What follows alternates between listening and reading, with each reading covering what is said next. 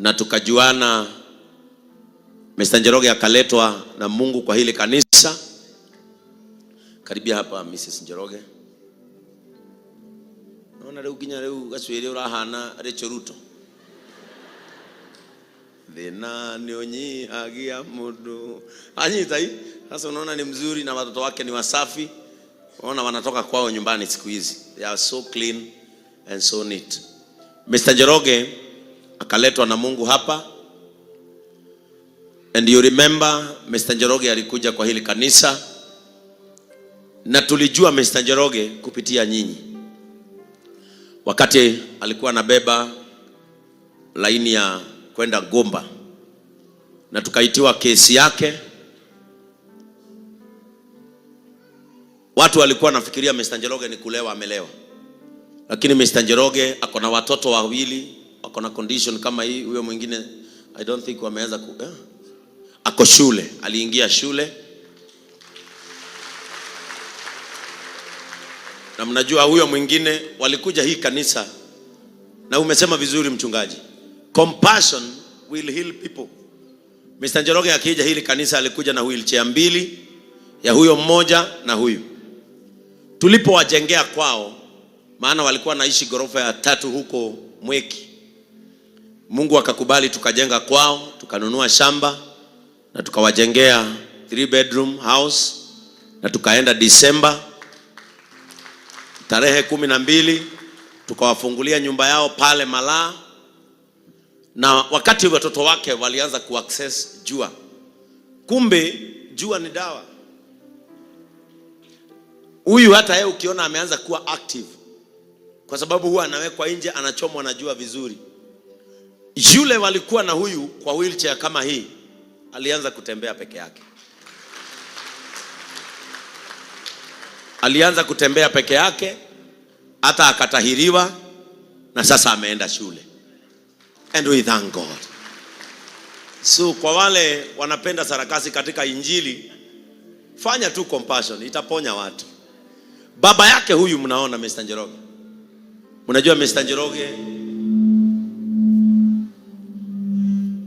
amekuwa na shida ya ugonjwa wa kansa.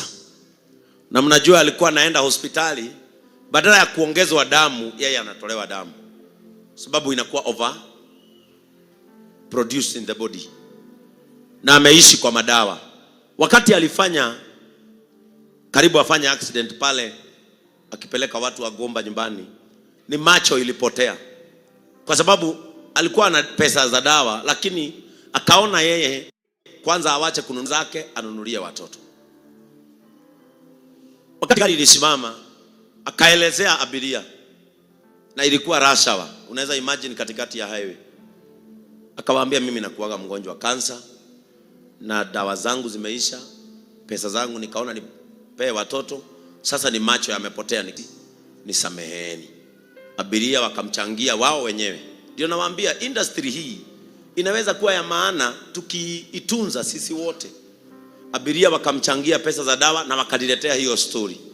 Nikaenda nikafanya story yao, nikapeleka Kameme TV, tukapata pesa, na mpaka saa hii wanaweza kuambia hawajawahi pata shida ya kupata dawa. Mr. Njoroge juzi amerudi hospitali. And the good news ni kwamba daktari amemwambia kwanza apunguze utumizi wa madawa, mwili umeanza kurespond.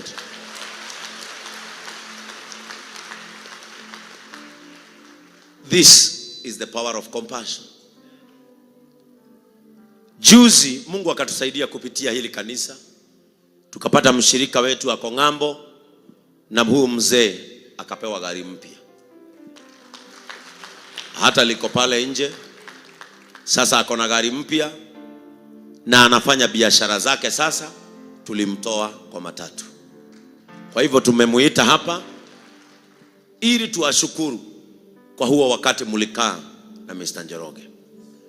Ule usaidizi mlimpatia. Wakati nilienda nikampata bibi yake, alinieleza vile yeye huja kwa stage Mr. Njoroge akiwa mgonjwa, mnachangana mshahara yenu, mnampatia, wanapata chakula.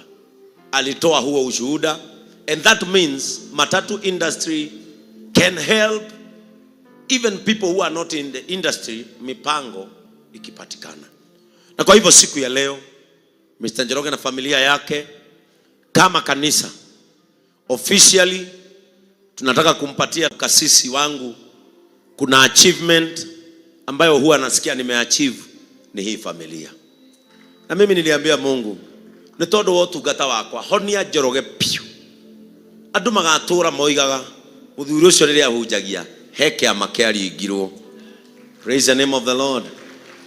Tulienda pale Nova Prime. Nova Prime ni washirika wa hili kanisa, wakatupatia shamba. Hiyo shamba walikuwa nauza 1 million, sisi wakatuuzia 799, wakatutolea hiyo pesa ya juu. Na kupitia hawa washirika